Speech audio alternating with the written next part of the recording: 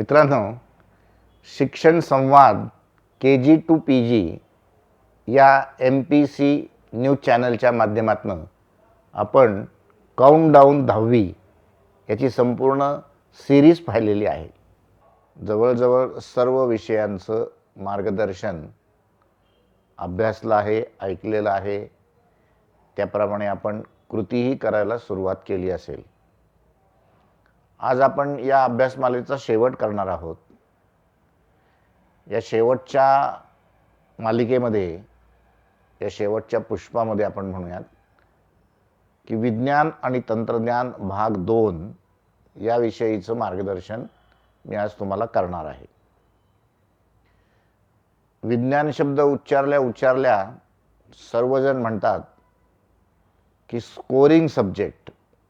Scoring subject म्हणजे काय? Scoring subject म्हणजे ज्याच्यामध्ये आपल्याला जास्तीत जास्त गुण मिळतात त्याला आपण सायन्स अँड मॅथमॅटिक्स किंवा विज्ञान आणि गणित म्हणतो. आपण विज्ञान भाग 2 याची तयारी त्या दृष्टिकोनातून करणार आहोत.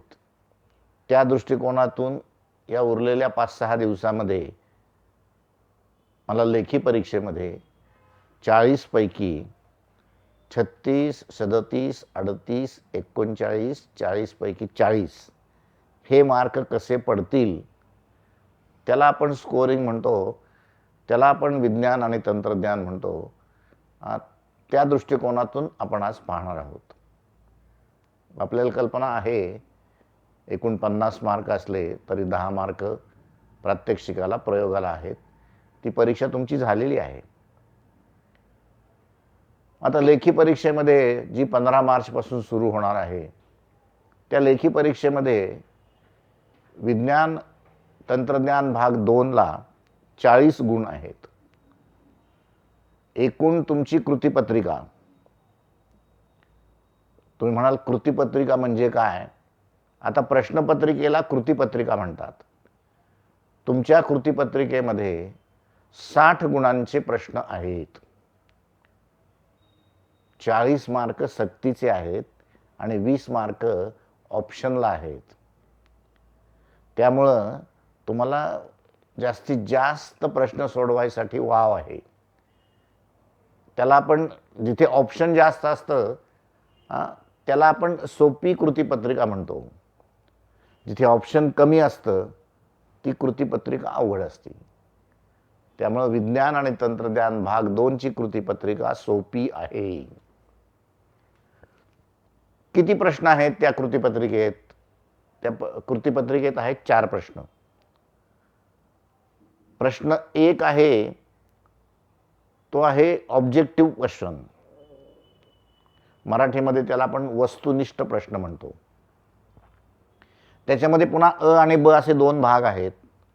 अ ला 5 मार्क आहेत, ब ला 5 मार्क आहेत. अ मध्ये बहुपर्यायी प्रश्न 5 विचारणार आहेत, प्रत्येकी 1 गुण.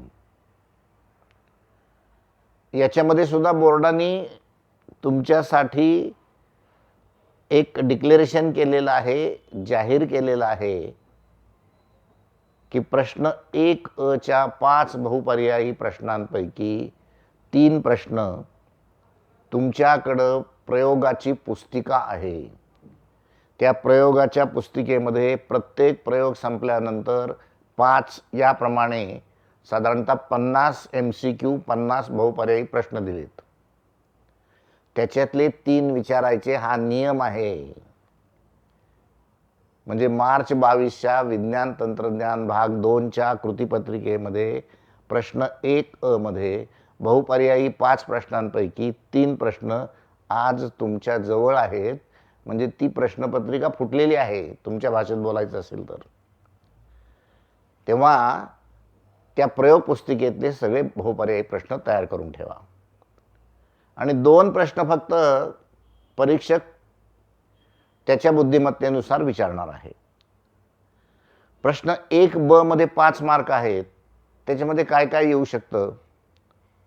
त्याच्यामध्ये विसंगत घटक ओळखा असा प्रश्न येऊ शकतो. त्याच्यामध्ये सहसंबंध पूर्ण करा असा प्रश्न येऊ शकतो. तर सहसंबंध पूर्ण करा याचा अर्थ काय? समजा तुम्हाला प्रश्न विचारला की भात आणि त्याच्या पुढे असेल पिष्टमय पदार्थ, आणि त्याच्या पुढे टाकलं तरी की मुगाची डाळ आणि डॅश डॅश डॅश, याचा अर्थ तुम्ही पहिला सहसंबंध लक्षात घ्यायचा की भातामध्ये पुष्टमय पदार्थ असतात, तर डाळीमध्ये कोणता पदार्थ असेल, मुगाच्या डाळीत कोणता अन्न घटक असेल, कोणता पदार्थ असेल, तर मुगाच्या डाळीत आहे प्रथिन. इथं तुम्ही मुगाच्या डाळीच्या पुढे जर दिलं की तृणधान्य, उत्तर बरोबर आहे, पण सहसंबंध चुकीचा आहे. सहसंबंध चुकीचा आहे, याला आपण सहसंबंध म्हणतो. याच प्रश्नामध्ये तुम्हाला चूक की बरोबर हाही प्रश्न येऊ शकतो. याच प्रश्नामध्ये तुम्हाला एकक लिहा, समीकरण लिहा. विज्ञान 2 मध्ये काही समीकरण नाही आहेत. या प्रश्नामध्ये तुम्हाला एका वाक्यात उत्तर द्या, एका शब्दात उत्तर द्या. या प्रश्नामध्ये तुम्हाला छोटासा फ्लोचार्ट पण देतील. फ्लोचार्ट म्हणजे काही चौकटी मोकळ्या केलेल्या असतात आणि त्या मोकळ्या चौकटीत तुम्ही त्याची उत्तरं लिहायची असतात. समजा तुम्हाला श्वसन संस्था दिली, श्वसन संस्था, आणि खाली मोकळी चौकट टाकली की ऊर्जा निर्मितीचा कारखाना, त्याच्या खाली टाकलं की तंतुकणिका. मग तुम्हाला ते कळलं पाहिजे की श्वसन संस्थेमध्ये तंतुकणिकेच्या मदतीने ऑक्सिजनचा अन्नाबरोबर संयोग होऊन ऊर्जा निर्माण होते. हे ज्याला कळलंय त्याला तो फ्लोचार्ट भरता येतो. जर फ्लोचार्ट दिला असेल तर 2 चौकटी दिल्या असतील, अर्धा अर्धा मार्क असेल तिथे. याला आपण वस्तुनिष्ठ प्रश्न म्हणतो. वस्तुनिष्ठ प्रश्नाला एकूण 10 मार्क आहेत. एक अ ला 5 मार्क आणि एक ब ला 5 मार्क. प्रश्न दुसरा अत्यंत महत्त्वाचा आहे. प्रश्न दुसऱ्यामध्ये अ आणि ब असे 2 भाग आहेत. अ मध्ये शास्त्रीय कारणं आहेत. तुम्हाला 3 शास्त्रीय कारणं विचारतील, 3 पैकी 2 लिहायची, प्रत्येकी 2 मार्क, म्हणजे एकूण 4 मार्क. आपल्या सर्वांना कल्पना आहे की विज्ञान तंत्रज्ञान भाग 2 मध्ये जीवशास्त्र आहे, सूक्ष्म जीवशास्त्र आहे, पर्यावरणशास्त्र आहे आणि आरोग्यशास्त्र आहे. प्रश्न 2 मध्ये जी शास्त्रीय कारणं विचारणार आहेत ती शास्त्रीय कारणं, एक कारण जीवशास्त्रातलं असेल, एक कारण सूक्ष्म जीवशास्त्रातलं असेल आणि एक कारण आरोग्य किंवा पर्यावरणशास्त्रातलं असेल. याला म्हणतात आपण कृतीपत्रिका समजून घेणे. मला कळलं की कोणकोणत्या विभागातनं शास्त्रीय कारणं येणार आहेत. मित्रांनो, शास्त्रीय कारणाला 2 मार्क असतात. तुमच्या उत्तरामध्ये 2 मुद्द्यांची अपेक्षा असते. काही विद्यार्थ्यांनी 4 मुद्दे लिहिले तरी चालतात, पण कमीत कमी तुमची 2 मुद्दे अपेक्षित आहेतच. उदाहरणार्थ आपण असं म्हणतो की श्वसनामधून ऊर्जा निर्माण केली जाते. मग याचं शास्त्रीय कारणात पहिला मुद्दा काय आहे? तर श्वसन. याचा अर्थ काय? तर श्वसन म्हणजे ऑक्सिजन आत घेणे आणि कार्बन डायऑक्साईड बाहेर सोडणे. ही झाली श्वसनाची एक वैशिष्ट्य. घेतलेला ऑक्सिजन आत गेल्यानंतर काय करतो? तर ऑक्सिजनचा अन्न घटकाशी संयोग होऊन, रासायनिक क्रिया होऊन ऊर्जा निर्माण केली जाते. म्हणून श्वसन ही प्रक्रिया ऊर्जा निर्मितीची आहे. 2 मुद्दे लिहिले पहा मी, एका मुद्द्याला 1 मार्क. याला म्हणतात गुणदान योजना समजून घेणे. शास्त्रीय कारण लिहिताना माझ्या समोरचा विद्यार्थी, हा प्रत्येक विद्यार्थी हा परीक्षेमध्ये उत्तर लिहित असताना 2 मुद्दे लिहिणारच, तरच तुम्हाला 2 मार्क पडणार आहेत, नाही तर नाहीत पडणार. प्रश्न 2ब काय आहे? 2ब मध्ये लघुत्तरी प्रश्न आहेत. त्याच्यामध्ये एकूण 5 प्रश्न विचारतात, त्याच्यापैकी 3च तुम्ही सोडवायचे आहेत. लघुत्तरी प्रश्नामध्ये एक छोटा प्रश्न विचारतील किंवा टिपा लिहा विचारतील, किंवा लघुत्तरी प्रश्नामध्ये तुम्हाला वैशिष्ट्य लिहा, उदाहरणं लिहा हा प्रश्न विचारू शकतील, किंवा तुम्हाला स्पष्टीकरण करा अशाही स्वरूपाचा प्रश्न विचारू शकतील. तुम्ही जर ओळींनी विज्ञान 2चा अभ्यास करत गेलात तर तुम्हाला कळेल की विज्ञान 2मध्ये आरोग्यशास्त्र आहे किंवा पर्यावरणशास्त्र आहे. तर प्रश्न 2 मधला एखादा प्रश्न मला जर पर्यावरणशास्त्रातला प्रश्न विचारायचा असेल तर मी काय विचारील की तुमच्या शाळेमध्ये पर्यावरणाच्या दृष्टिकोनातून केलेले उपाय लिहा. याला आपण उपयोजनात्मक प्रश्न म्हणतो. पुस्तकामध्ये पर्यावरणाचं संरक्षण करण्यासाठी, पर्यावरणाची वाढ करण्यासाठी, पर्यावरणातल्या घटकांचं प्रमाण स्थिर ठेवण्यासाठी सर्व उपाय दिलेले आहेत. ज्या विद्यार्थ्यांच्या शाळेमध्ये पर्यावरण संरक्षणासाठी काहीही उपाय केलेले नसतील त्या विद्यार्थ्यांनी पुस्तकातलं उत्तर लिहायचं आहे आणि कंसात टीप टाकायची, आमच्या शाळेमध्ये पर्यावरण संरक्षणासाठी कुठलेही प्रयत्न केले नाहीत म्हणून मी पुस्तकातले लिहिलेत. ज्याच्या शाळेमध्ये केलेले आहेत की पर्यावरणाचं संरक्षण करण्यासाठी आपण म्हणतो वृक्ष संवर्धन, झाडं लावा. शाळेने एका ग्रामीण भागामध्ये शिबिर घेतलं आणि वृक्षारोपणाचा कार्यक्रम केला. हा एक उपाय. दुसरा उपाय काय तर पर्यावरणावर असलेल्या फिल्म दाखवणे. शाळेमध्ये पर्यावरणावर असलेल्या फिल्म दाखवल्या, त्याच्यावर चर्चा केली.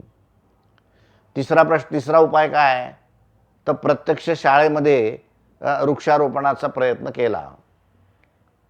चौथा त्यातला उपाय काय तर वृक्षारोपणासंबंधी शाळेच्या ग्रंथालयात असलेली पुस्तके वाचली. 4 उपाय लिहिले, प्रत्येकी अर्धा मार्क, 2 मार्क. याला म्हणतात उपयोजन, ज्ञानाचं उपयोजन. मित्रांनो, तुम्हाला सांगायला हरकत नाहीये, प्रत्येक प्रश्नपत्रिकेचे 4 भाग असतात. काही प्रश्न ज्ञानात्मक असतात, काही प्रश्न आकलनाचे असतात, काही प्रश्न उपयोजनाचे असतात आणि काही प्रश्न कौशल्याचे असतात. विज्ञानामध्ये जास्तीत जास्त प्रश्न उपयोजनात्मक आहेत, विचारतात. त्या दृष्टीने तुम्ही प्रयत्न केला आवश्यक आहे. विज्ञान 2 मधला प्रश्न तिसरा अत्यंत महत्त्वाचा प्रश्न आहे. तिसऱ्या प्रश्नामध्ये एकूण 8 प्रश्न असतात, प्रत्येकी 3 मार्क असतात. 8 त्रिक 24 मार्क. त्यापैकी तुम्ही सोडवायचे कंपल्सरी 5, म्हणजे 5 त्रिक 15 मार्क. तिसऱ्या प्रश्नाला 15 मार्क आहेत, ऑप्शन सहित 24 मार्क आहेत. ज्या मुलांची तयारी उत्तम झाली ना, मी आत्ताच म्हटलं की तुम्हाला 36, 37, 38, 39, 40 मार्क मिळवायचे आहेत, असा विद्यार्थी सगळेच्या सगळे प्रश्न सोडवेल. म्हणजे प्रश्न तिसऱ्यामधले 8च्या 8 उपप्रश्न जेव्हा सोडवाल त्याला बुद्धिमान विद्यार्थी म्हणायचं, त्याला अभ्यास केलेला विद्यार्थी म्हणायचं. तुम्ही म्हणाल 5च प्रश्नाला मार्क आहेत, 8 कशासाठी सोडवायचे? तर त्याचाही नीट विचार करा. त्याच्यामध्ये 2 कारणं आहेत. त्यातलं पहिलं कारण असं आहे की 8ही प्रश्न जर तुम्ही सोडवून ठेवले आणि न जाणो चुकून प्रश्नपत्रिकेमध्ये त्यातला एखादा प्रश्न विचारायचा चुकला असेल, होऊ शकतं, चुका होऊ शकतात प्रश्नपत्रिकेमध्ये, कृतीपत्रिकेत चुका होऊ शकतात. जर तो प्रश्न चुकीचा विचारला गेला असेल तर बोर्डाकडून टीप येते की एक प्रश्न विज्ञान 2 मधला चुकीचा विचारला गेल्यामुळं सर्व मुलांना 3 मार्क देण्यात आलेले आहेत. पण कोणाला, ज्यांनी प्रश्न अटेम्प्ट केलेला आहे, ज्यांनी प्रश्न तिथं सोडवलेला आहे त्याला. ज्यांनी अटेम्प्टच केला नाही, ज्यांनी सोडवलाच नाही, त्याला नाहीत मिळणार मार्क. म्हणून मी नेहमी सांगतो, ऑप्शन सहितची सर्व प्रश्नपत्रिका, सर्व कृतीपत्रिका सोडवावी. त्यामुळं प्रश्न तिसऱ्याची सर्वात महत्त्वाची सूचना, पहिले 5 प्रश्न जे येत आहेत ते व्यवस्थित 1 2 3 काय आकडे टाकून सोडवा. आणि उरलेले आहेत ना, ते नुसते तिथं आकडे टाकून ठेवा ना. समजा तुम्हाला प्रश्न तिसऱ्यातला दुसरा प्रश्न येत नाही आहे, तिथं नुसतं प्रश्न तिसऱ्यातला दुसरा आकडा टाकून ठेवा. म्हणजे तुम्ही तो अटेम्प्ट केला, तुम्ही तो सोडवला. प्रश्न तिसऱ्याचं दुसरं महत्त्वाचं वैशिष्ट्य म्हणजे प्रश्न तिसऱ्यामध्ये आकृतीवर आधारित प्रश्न असतात. आता शक्यतो आकृती काढायला विचारत नाहीत. शासनाला, बोर्डाला कळलेलं आहे महाराष्ट्रातल्या मुलांची चित्रकला टिंबटिंब आहे, मग नाही विचारायची आकृती.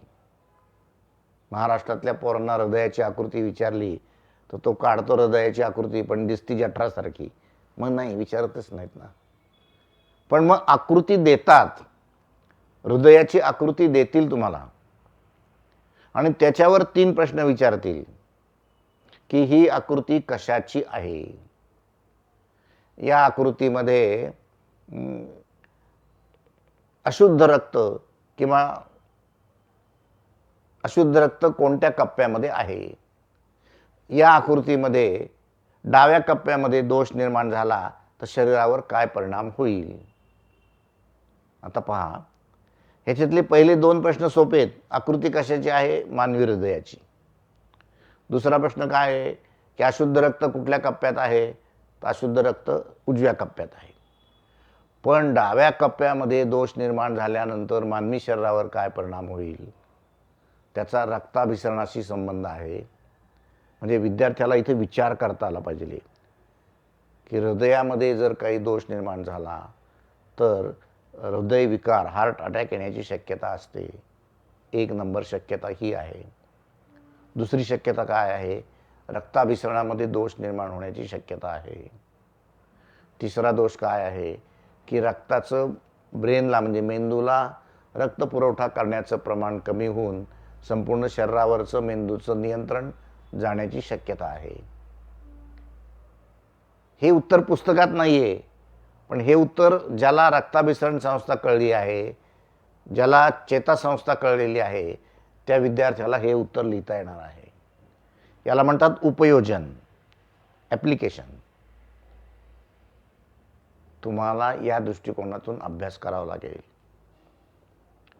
म्हणजे मी नेहमी विद्यार्थ्यांना सूचना करतो की प्रश्न तिसऱ्याची तयारी करण्यासाठी पाठ्यपुस्तक उघडा आणि पाठ्यपुस्तकात प्रत्येक धड्यामध्ये जी आकृती दिलेली आहे त्या आकृतीचा अभ्यास व्यवस्थित करा. काही धड्यामध्ये 4-4, 5-5 आकृत्या दिलेल्या आहेत. उदाहरणार्थ सूत्री विभाजन आणि अर्धसूत्री विभाजन असे 2 भाग आपल्या पुस्तकात दिलेले आहेत. सूत्री विभाजनामध्ये जवळजवळ 9 आकृत्या आहेत. तुम्ही त्या 9च्या 9 आकृत्यांचा अभ्यास करा. श्वसन संस्था आहे, रक्ताभिसरण संस्था आहे किंवा प्रजनन संस्था आहे. प्रजनन संस्थेमध्ये जवळजवळ 6 आकृत्या दिलेल्या आहेत. त्या प्रत्येक आकृतीचा अभ्यास करा.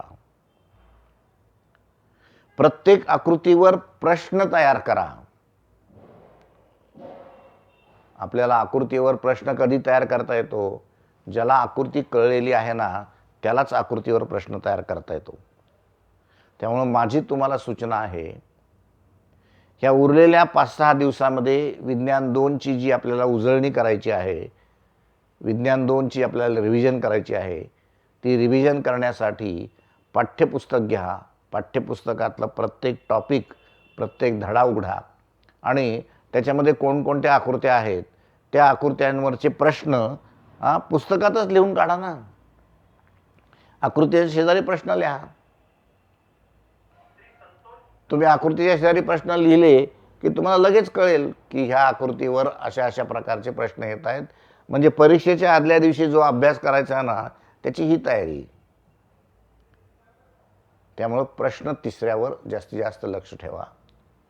प्रश्न तिसऱ्यामध्ये जसे आकृतींवर प्रश्न आहेत, तसे प्रश्न तिसऱ्यामध्ये संकल्पना चित्र असेल.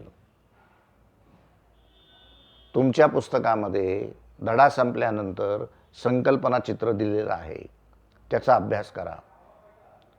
प्रश्न तिसऱ्यामध्ये तक्ता असेल.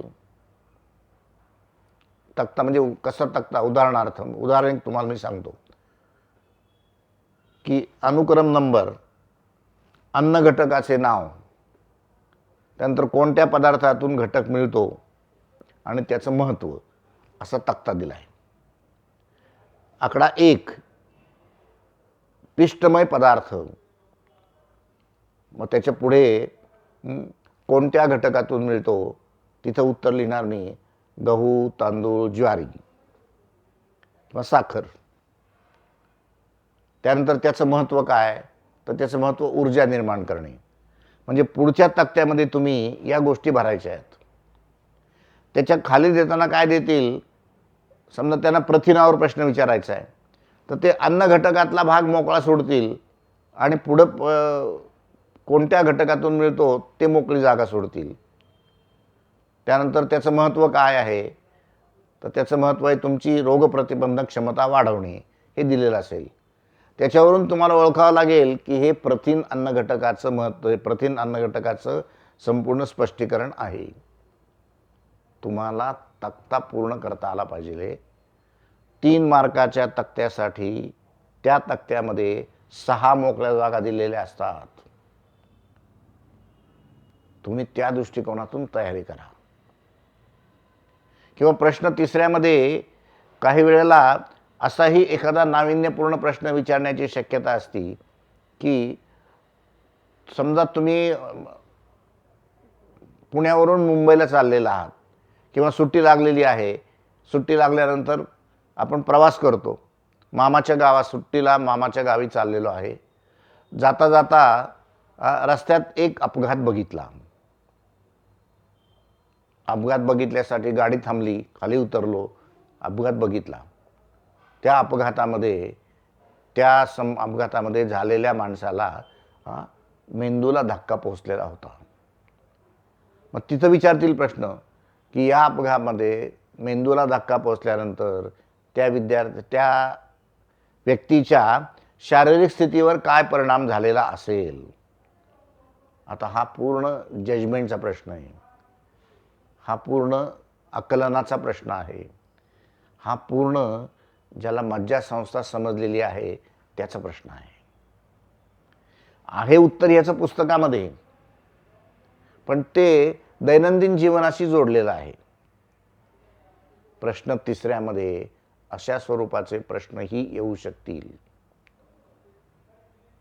प्रश्न तिसऱ्यामध्ये काही वेळेला डायरेक्ट प्रश्न विचारतात की मानवी मेंदूची सुबक आकृती काढून मानवी मेंदूचे रचना व कार्य लिहा. मग तुम्हाला कळलं पाहिजे की 3 मार्क आहेत. 1 मार्क आकृतीला आहे, उरले 2 मार्क. रचनेला 1 मार्क आहेत, 2 मुद्दे लिहायला पाहिजेत. कार्याला 1 मार्क आहेत, कार्यामध्ये 2 मुद्दे लिहायला पाहिजेत किंवा महत्त्व 2 मुद्द्यात लिहिलं पाहिजे. विज्ञान 2 हे संपूर्ण पाठ्यपुस्तक आहे ना मित्रांनो, ते फक्त वाचून समजणारं पाठ्यपुस्तक आहे.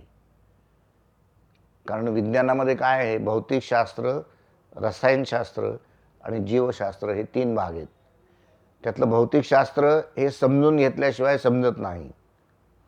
रसायनशास्त्र सुद्धा समजून घ्यावं लागतं, पण जीवशास्त्र फक्त वाचन केलं की कळतं. त्यामुळे तुम्ही पाठ्यपुस्तकाचं वाचन व्यवस्थित करा. उदाहरणार्थ विज्ञान 2च्या पाठ्यपुस्तकामध्ये सूक्ष्म जीवशास्त्रावर 2 धडे आहेत, 2 पाठ आहेत. त्या सूक्ष्म जीवशास्त्रामध्ये वेगवेगळ्या प्रकारचे जीवाणू आणि वेगवेगळ्या प्रकारचे विषाणू यांची नावं दिलेली आहेत. ती नावं अजिबात लक्षात राहत नाहीत. जे कॉलरा व्हिब्रिओ असं नाव दिलेलं आहे किंवा मायकोबॅक्टेरियम लेप्री असं नाव दिलेलं आहे. ही नावं इतकी गुंतागुंतीची नावं आहेत ना, ती नावं अजिबात लक्षात राहत नाहीत.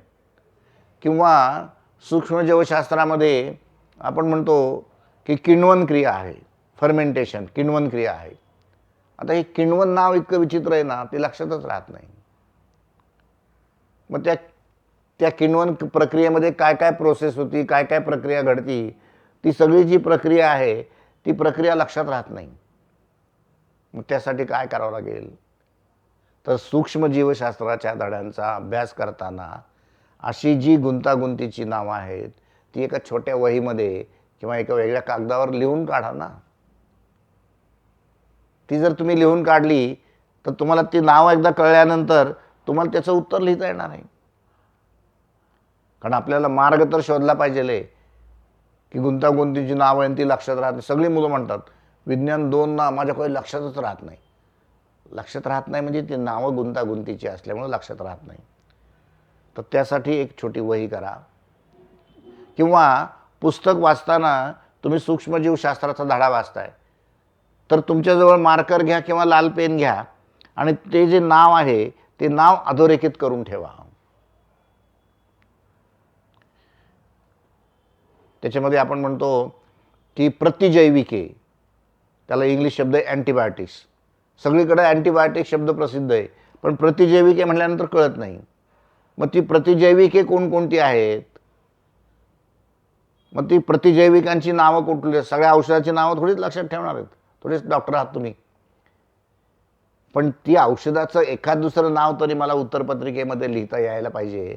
त्यासाठी मी ती सगळी औषधाची नावं वेगळ्या वहीत लिहून काढेल किंवा मार्करने त्याला अंडरलाईन करेल किंवा मार्करने त्याला मार्क करून ठेवेल. म्हणजे मला वाचताना लगेच कळेल, अरे ही प्रतिजैविकांची 4 नावं आहेत ना, ती 4 नावं अशी अशी आहेत. मित्रांनो, विज्ञान 2 मधला प्रश्न 4था अत्यंत महत्त्वाचा आहे. त्याला 5 मार्क आहेत. 2 प्रश्न तुम्हाला विचारतात, त्याच्यापैकी एका प्रश्नाचं उत्तर लिहायचं असतं. विज्ञान 2 मध्ये शक्यतो त्यातला पहिला आकडा आहे तो पुढील उतारा वाचून उतार्यावरच्या प्रश्नांची उत्तरे लिहा असा प्रश्न येण्याची शक्यता आहे.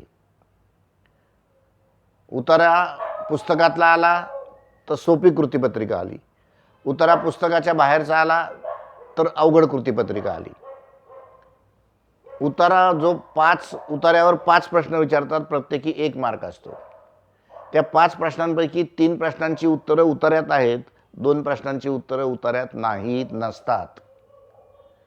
समजा तुम्हाला शेती या भागावर उतारा दिला असेल तर पहिल्या 3 प्रश्नांची उत्तरं तुम्हाला त्या उतार्यात मिळतील आणि त्याच्या पुढचा प्रश्न असेल की सध्या शेतामध्ये आधुनिक तंत्रज्ञानातली कोणती उपकरणं वापरतात. तुम्हाला हे माहिती असलंच पाहिजे. ते उतार्यात आहे नाही त्याचा संबंध नाही आहे. किंवा दुसरा प्रश्न विचारतात, दुसरा त्याच्यावरचा प्रश्न विचारतील की शेतामध्ये कोणकोणत्या प्रकारची रासायनिक खतं वापरतात. हे तुम्हाला माहीत असलंच पाहिजे ना. एक तरी खत तुम्हाला माहिती पाहिजे ना, नाही तर मग शेतीचा काय उपयोग आहे. अशी जी 2 प्रश्न असतात ती त्या उतार्याच्या अनुषंगाने विचारतात. त्याची उत्तरं तुम्हाला देता आली पाहिजेत. त्या दृष्टिकोनातून तयारी करा.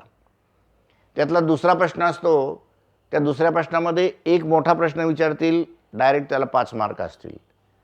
पण आता गेल्या 2 वर्षापासून बोर्डाने ही सिस्टीम बदलली आहे. त्याच्यामध्ये एक आकृती देतात आणि त्या आकृतीवर प्रश्न विचारतात. उदाहरणार्थ समजा अलैंगिक प्रजनन, तुमच्या पुस्तकामध्ये प्रजननाचा भाग आहे, लैंगिक प्रजनन, अलैंगिक प्रजनन. अलैंगिक प्रजननामध्ये वेगवेगळ्या पद्धती दिलेल्या आहेत. मग ते शाकीय प्रजनन असेल किंवा ते खंडीभवन असेल. मग ते तुम्हाला काय करतील, तिथं अमिबा, पॅरामेशियम ह्या सगळ्या आकृत्या देतील आणि त्याच्यावर 5 प्रश्न विचारतील की शेजारच्या आकृतीमध्ये दिलेल्या सजीवामध्ये कोणत्या प्रकारचं प्रजनन दिसून येतं, त्या प्रजननाचं वैशिष्ट्य लिहा. पेशीचं द्विविभाजन म्हणजे काय, बहुविभाजन म्हणजे काय, बहुविभाजनाचं महत्त्व काय. आता हे ज्याला अलैंगिक प्रजननाची प्रक्रिया उत्तम कळलेली आहे त्याला या प्रश्नाचं उत्तर देता येईल. इथे 5 मार्कासाठी एक एक गुणाचे 5 प्रश्न विचारलेत, ते आकृतीवरून विचारले आहेत. म्हणून मी तुम्हाला सांगतो की विज्ञान 2 मध्ये आकृत्यांचा जास्तीत जास्त अभ्यास करा. तेव्हा प्रश्न 4थ्याची काळजी करू नका. प्रश्न 4था त्या मानाने खूप सोपा असतो. अशी 4 प्रश्नाची तयारी केली तुम्ही तर विज्ञान 2 ची तयारी उत्तम होती. सगळ्यात महत्त्वाचं म्हणजे एक तुम्हाला मुद्दाम सूचना सांगून ठेवतो की मित्रांनो, 40 गुणांच्या प्रश्नपत्रिकेमध्ये, 40 गुणांच्या कृतीपत्रिकेमध्ये 32 गुणांचे प्रश्न पाठ्यपुस्तकामध्ये धडा संपल्यानंतर जे स्वाध्याय दिलेले आहेत त्याच्यातलेच आहेत. तुम्ही आत्ता ज्या परीक्षेला सामोरं जाताय त्यात 32 प्रश्न स्वाध्यायातले आहेत. येणार आहेत असं म्हणत नाही, मी आहेत म्हणतोय. तुमचं काम काय आहे? तुम्ही सगळे स्वाध्याय व्यवस्थित सोडून ठेवा, तुम्हाला 32 मार्क पडतील. मग उरलेले 2-4 मार्कच मिळवायचे आहेत ना. इतकी विज्ञान 2 ची कृतीपत्रिका सोपी आहे. तेव्हा आजपासून प्रयत्न करा सुरू की ज्याचा अभ्यास, ज्याला भीती वाटते त्याने उद्यापासून स्वाध्याय सोडवायला सुरुवात करा. एक 2-3 दिवसामध्ये स्वाध्याय सोडून पूर्ण झाले की परीक्षेच्या आदल्या दिवशी रिव्हिजन करा आणि 32-34 गुण मिळवा. या दृष्टिकोनातून विज्ञान 2 कडे पाहायला हरकत नाही. परीक्षेसाठी तुम्हाला सर्वांना शुभेच्छा. आमच्या शुभेच्छा किरकोळ नाही आहेत, त्या 2-3 मार्काच्या आहेत. 40 पैकी 32 मार्क तुमचे, आमच्या शुभेच्छाचे 3 मार्क, असे 35 मार्क प्रत्येकाला पडावेत अशी सदिच्छा व्यक्त करतो आणि थांबतो.